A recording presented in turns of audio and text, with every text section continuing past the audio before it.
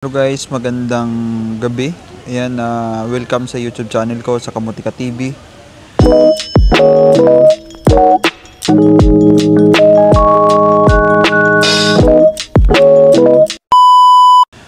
And as usual, gabi ulit. Lagi naman tayo gabi nagbablog. Kasi gabi lang tayo available. And may trabaho tayo sa umaga hanggang hapon. Yan, shoutout sa laging nanonood sa vlog ko. And thank you so much guys sa support. And sa mga hindi pa pala nakapag-subscribe dyan, subscribe na para ma-update kayo sa mga bagong vlog. And salamat guys, salamat. And ayan, shoutout sa mga mandirigma dito sa Macau na hindi nawawalan ng pag-asa. Tama yan, laging positive. And kaya niyan guys, kaya. Andyan ako dati sa sa katayuan nyo. And ngayon, luckily, pinagpala tayo ni Lord at may trabaho tayo. Thank you so much. Thank you Lord. Thank you sa blessing. Salamat. Kaya guys, pagpasalamat nyo lagi ko ano mayroon kayo. Ayan, shout out. Kaya nyan guys, kaya. Positive lang lagi. And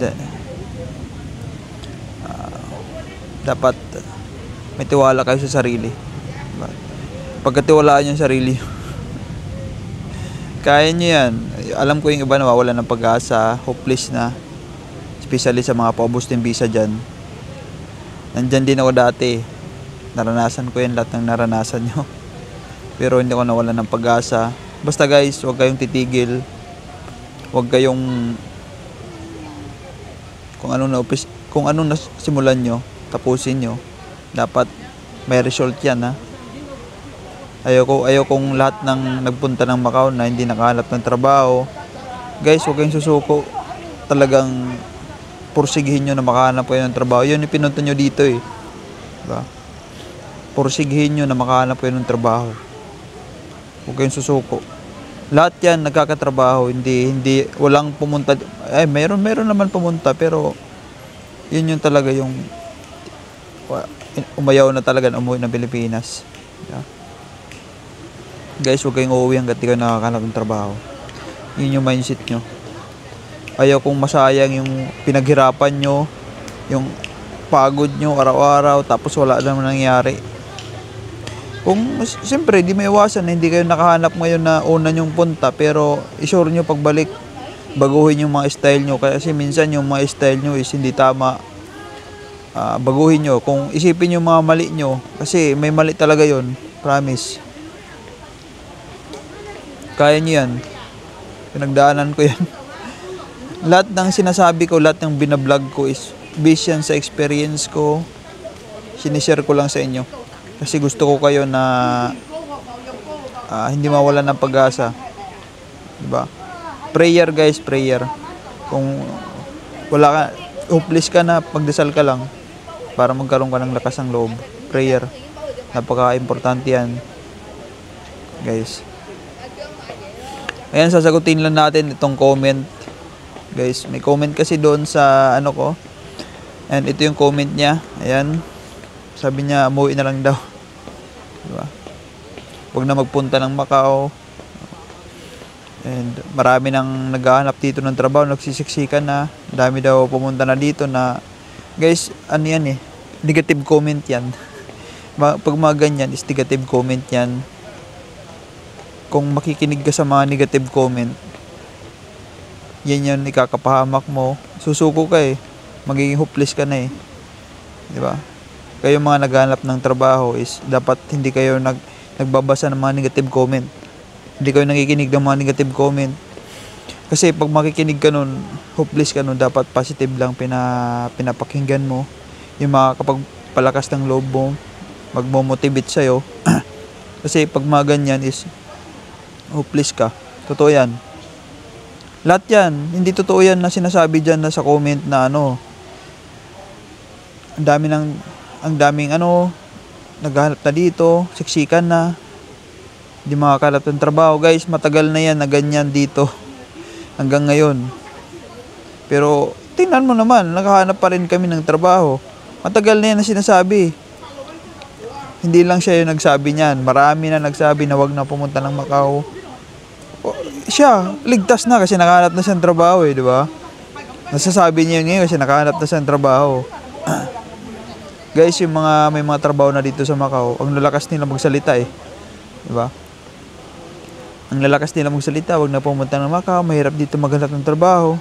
Kasi may trabaho na sila, ganun. Pero anong dati, nung wala silang trabaho, o ba't nagpunta pa rin sila? Diba? Ganun yun, nasasabi niya lang nila yun. Kasi nga, wala sa... pag nawala ng trabaho yun, maghahanap pa rin ulit yan ng trabaho. Ganun. Huwag kayong magkikilig sa huwag kayong magbabasa ng mga negative comment about Macau. Marami na dito. Dati pa na marami. Pagpunta ko dito ng Macau, ang dami na nun. O ba't nakahanap kami ng trabaho? O, kung ganun lang. Kung inano ko yun, kung pinakinggan ko yung sinabi ng mga dati pa ng mga tao na may mga trabaho dito, mahirap dito maghanap trabaho, kaya pumunta. E di sana, nasan ako ngayon ngayon? Baka nasa Pilipinas ako ngayon. Hindi ko alam anong trabaho ko nun. Di ba? Kung nakinig ako, kaya huwag kayong makikinig ng mga negative comment. Guys. Kasi yan yung makakapag sa'yo. Makakapag down. Totoo yan. Totoo. Basta positive, apply lang. Gawin nyo yung tama. Punta kayo sa mga agency. Sabi, may nag-comment din doon na agent na daw ngayon labanan. Agent. Nag-i-agent sa mga tao, mga tamad mag-apply. Siyempre, iaasa na nila sa agent yun. O, ikaw na maghanap. Sasabihin ng agent, ako na bahala. O, di na siya mag-apply. Hanggang naubos ang visa. Nag-exit sa Thailand, antay ng agent. Diba? Mag-ano ka, magporsige. Huwag kang umasa sa ibang tao. Sarili mo kasi, sarili mo lang tutulong sa'yo dito sa Macau. Walang ibang tutulong. Agent na yan, pira-pira yan dyan. Pira-pira yan. Ikaw, ako, wala naman ako agent dito Ang tagal ko na dito, kung ano na mga trabaho ko dito, wala naman ako naging agent dito Nag-apply ako sa agency. Kasi wala akong pera di rin ako ma-scam kasi wala akong pera. Tsaka alam ko yung mga galaw ng mga scammer dito. Diba? Kaya sinishare ko sa inyo about sa mga ganyan. Kasi nga, experience ko yan. Hindi lang gawa-gawa ko na kwento yan. Kaya yung mga papunta dito, pupunta na kayo dito, maghanap kayo ng trabaho, baka sakali. Gawin nyo yung mga sinasabi ko. Sipag, tiyaga at dasal. Huwag kayo makikinig dyan sa mga comment. Mahirap maghanap ng trabaho sa Macau, huwag ka na pumunta doon. Ay nako. Matagal na yan na mahirap. Matagal na yan matagal na yung siksikan dito. Yung labanan dito is pasipagan. Sipag, tiyaga at dasal. Labanan dito. 100% na pupunta dito. 90% mga tamad yan. Marami nga lang pero mga tamad yan. 10% lang yung masipag. Yung mga 10% na yun, agad nakakahanap ng trabaho. Pero pag napag-exit na ng Thailand, pagbalik na tatanda na yun Sasabihin na ko na mag-Thailand sa sunod. Talagang maghahanap na talaga ako pagbalik ko. Yan yung mga mindset na, porsigido na. Hanggat di pa nararanasan mag-Thailand, ano pa yan, chill lang. Pero pag nakapag-Thailand na, tingnan magtatanda yan. Ganun. Alam nyo guys, kaya sinasuggest ko yung Thailand is akma doon sa pag natapos ng visa mo dito na 2 months mahigit sa Macau, kailangan mo na mag-exit. Kailangan mo mag-exit ng Macau. Dapat mawala ka dito sa Macau 30 days. 1 month din. Dapat 1 month ka mawala dito sa Macau, di ka bumalik. Para pagbalik mo, para ma-erase yung record mo dito, mawala sa system yung pangalan mo, para mawala.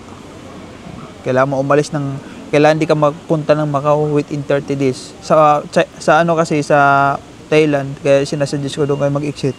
Kasi, akma doon sa 1 month. Ngayon 2 months na yung binibigay sa Thailand, sobra na. Kung mag-UB ka, 50 days, kasya pa rin.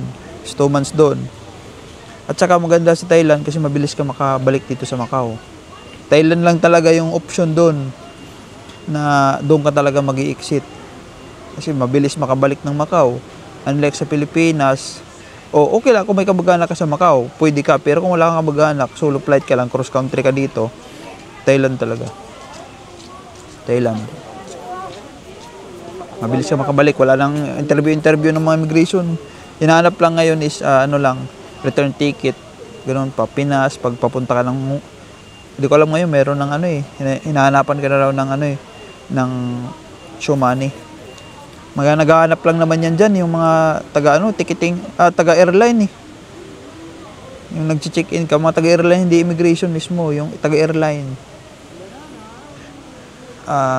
Pagbalik mo na naman dito ng Macau, hanapan ka na naman ng return ticket Papinas.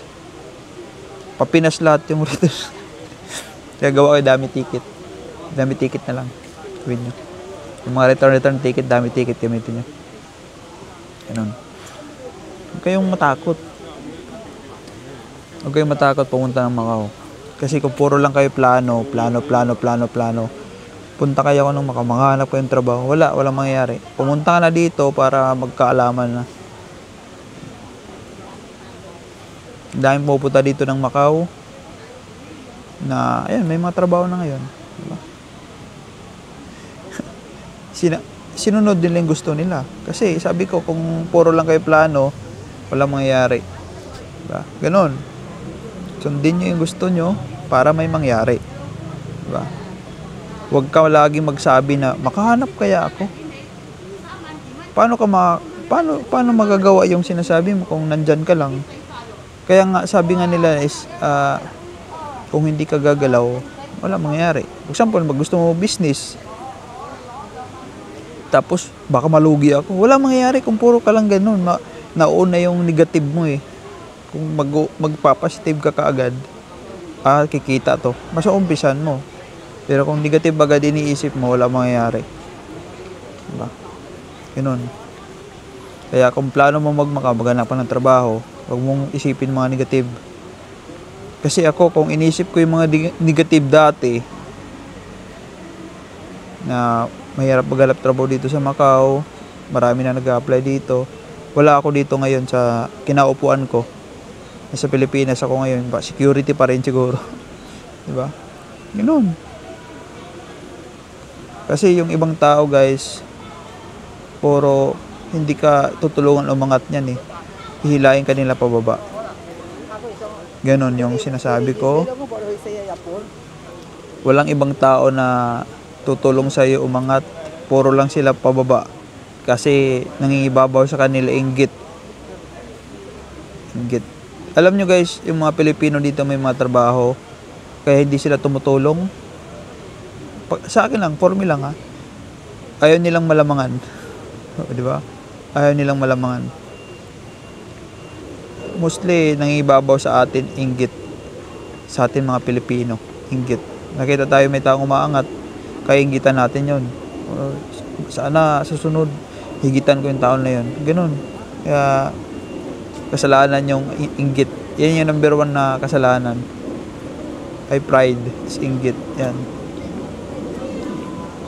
Mortal sin yan.